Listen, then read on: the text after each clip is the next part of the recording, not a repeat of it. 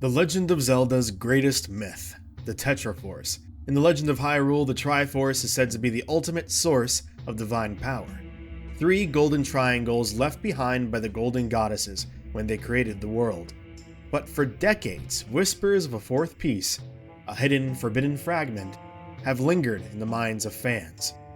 This supposed relic has been given a name, the Tetraforce. The Tetraforce theory can be tracked back to one very specific piece of imagery, Link's Hylian shield in Ocarina of Time. For the first time in the series, the shield's crest featured the familiar 3 golden triangles of the Triforce, but below them, nestled at the base of the Crimson Loftwing, was a 4th, inverted triangle. To many, it looked like more than just a decorative design. Some believed it was intentional, a missing fragment separated from the whole. Perhaps the bird was guarding it. Or maybe it was sealed away for a reason. Speculation spread quickly in the early 2000s, especially as images of the shield circulated online.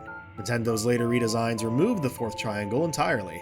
Indeed, in Twilight Princess, Skyward Sword, and A Link Between Worlds, that 4th fragment is entirely missing. Nintendo has never confirmed the existence of a 4th piece.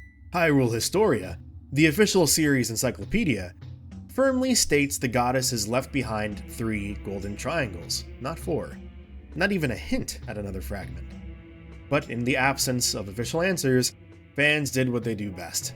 They built theories, they searched for patterns, connected the dots across decades of games, and asked, if a 4th piece existed, what would it be? Who would it belong to? And why has it been hidden? I myself joined along in this theorizing, and considered one specific theory, a 4th goddess.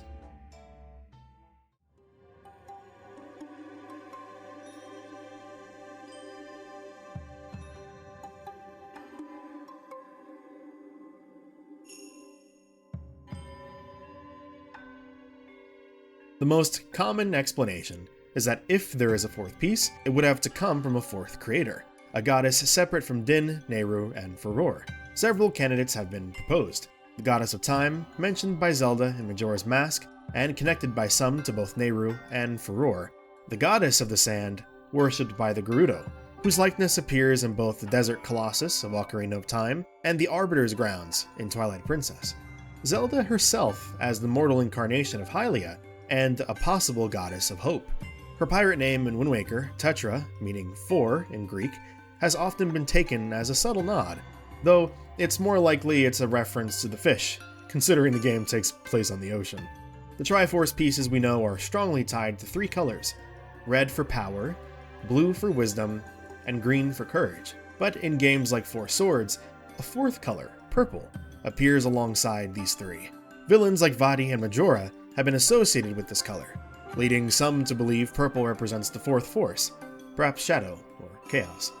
In Twilight Princess, there are also 4 light spirits, 3 tied to the goddesses and a mysterious 4th, Ordona, whose place in the divine hierarchy is never fully explained. One of the strongest links to a possible 4th piece comes from the Minish Cap, where Princess Zelda holds a mysterious energy known as the Light Force. Some theorists believe the Light Force is the Tetraforce in its original, complete form, and that the Triforce as we know it is incomplete, missing this crucial element. Another possibility is that the Light Force is that 4th piece, and it resided within Zelda all along. Just as she has no memories of being the goddess Hylia, perhaps she has no memory of this 4th piece.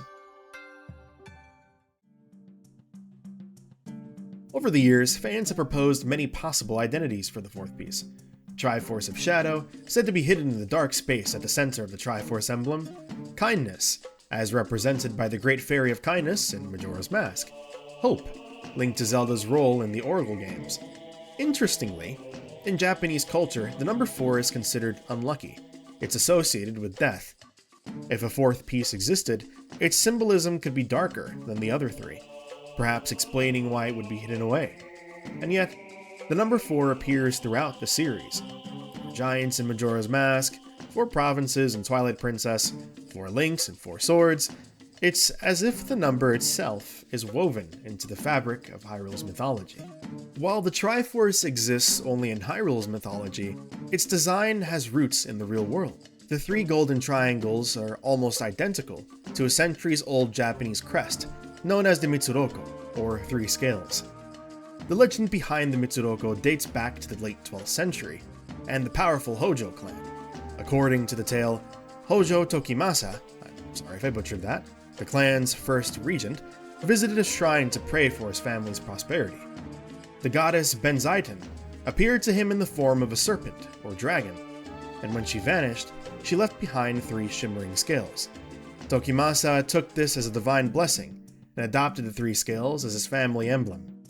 These scales were stylized into 3 touching triangles, forming the exact arrangement we now see as the Triforce in Zelda. The crest symbolized protection, authority, and unity, and crucially, it has always been 3 parts, never 4. There was no missing scale in the Hojo crest. The very shape is defined by its triangular trio. This is why a 4th piece in the real symbol's design would not make sense. It's part of why Zelda's Triforce is say a set of 3. The in-game lore about the Golden Goddesses mirrors the Mitsuroko's trinity. 3 creators, 3 gifts, perfectly balanced. Adding a 4th would fundamentally break the historical and symbolic inspiration at its core. There are other examples of divine power divided into 3 parts. In Christianity, for example, there is the Holy Trinity, the Father, the Son, and the Holy Spirit. 3 distinct entities, yet united as one God. Here are some other theories, just for fun. Maybe the 4th piece is tied to Termina in some way? What if Termina is more than just a dreamland born from Skull Kid and Majora's Mischief? What if it's a place that exists on its own, with its own dark history? Perhaps the fierce deity once wreaked havoc there, and both he and the 4th piece of the Triforce were sealed away together. Or maybe it connects to the Dark Interlopers. What if the Triforce originally only had 3 pieces, but the Interlopers were attempting to create their own? In addition to trying to conquer Hyrule and the Sacred Realm, maybe they were on the verge of forging something with power equal to a Triforce fragment. Until the Golden Goddesses intervened. And that's what makes this so strange. Ganon and countless other demons have tried to conquer Hyrule over and over, and the goddesses never step in directly. But here they acted immediately. In The Wind Waker, they flooded the world, sure, but in Twilight Princess, they were like, nah, these guys gotta go specifically. Why? What made them such a unique threat? Some would argue it's because keeping balance is really Hylia's job, alongside the chosen hero, but still, the goddess's sudden involvement here feels telling. And maybe, just maybe, that 4th piece was tied to the clan of demons in some way. That could explain why it's been left in the shadows, and erased from history, and why Demise might have pursued the full Triforce to begin with. If the 4th piece was the source of demonic power, hiding it away could have been the only way to keep the balance from collapsing entirely. This theory has become almost a rite of passage for Zelda fans, something everyone stumbles upon at some point. If I'm making Zelda content, I have to tackle this at some point, so I figured why not now, despite me being dreadfully late to the party. In the end, there is no concrete proof that the Tetraforce exists, and Nintendo has moved to quietly erase the symbol that started it all. But the theory persists because it feels like it could be true. The Legend of Zelda has always thrived on mystery, on hints of a larger world just beyond our reach. It's likely that it just isn't true. The closest we've gotten to a 4th piece of the Triforce was another Triforce entirely, with Loru's version. But it was destroyed long before the events of A Link Between Worlds. So close, yet so far. I'll always hold out hope that the 4th piece will come to light one day.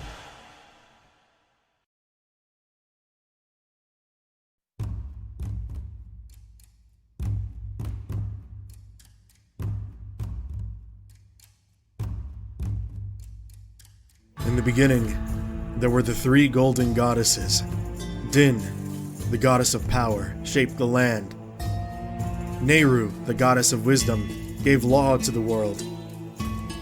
Furor, the goddess of courage, filled it with life. When their work was done, they ascended to the heavens. And at the place where they departed, they left behind 3 golden triangles. The Triforce. This sacred relic was entrusted to the care of the goddess Hylia, but peace would not last. A great fissure tore open in the earth, and from it rose Demise, the Demon King, leading his tribe of monsters to claim the Triforce for themselves. To protect her people, Hylia gathered the ancient Hylians onto a single piece of land and sent it skyward, while she remained below, fighting alongside the surface tribes in a desperate war. After countless battles, she struck Demise down and sealed him deep within the earth. Yet she herself was gravely wounded. Knowing the seal would one day weaken, Hylia prepared for that distant hour. She set in motion her own reincarnation as a mortal, forged the goddess sword, and left behind messages for the chosen hero who would rise when that time came. And eventually, it did. The goddess, reborn as a young woman named Zelda, stood beside the hero, a knight in training named Link. Together, they faced the Demon King once more. The hero reforged the goddess sword into the Master Sword and carried it into the final battle. In a realm beyond the clouds where the sky stretched into eternity, he struck the Demon King down. But with his dying breath, Demise cast a curse that his hatred would endure for all time.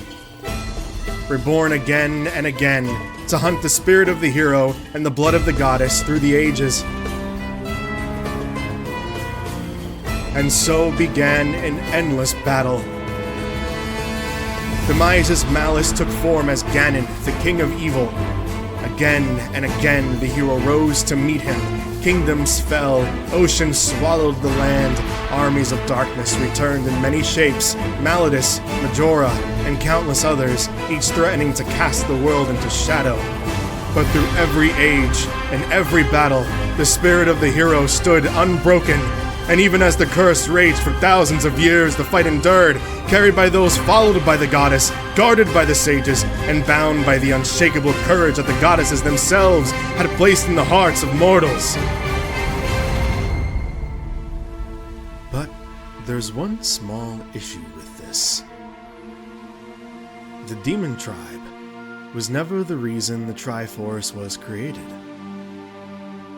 To understand the truth, we must go back. All the way back.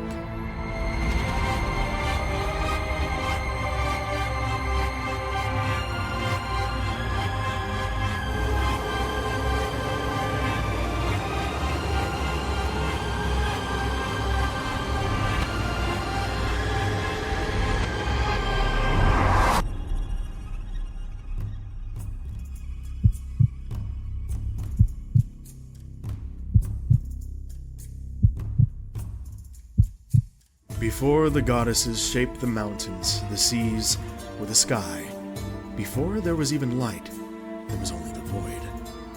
And within that void, something stirred, a being of abyssal darkness, pulsing, writhing, devouring anything that dared to take form. It stood in defiance of the golden goddesses themselves.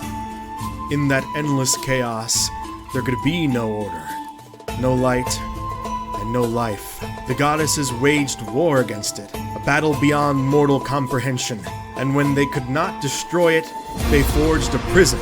They birthed the light world itself as its cage. But they knew the seal would never hold on its own. And so they created a weapon, a lock, a source of power so pure it could keep the darkness bound for eternity.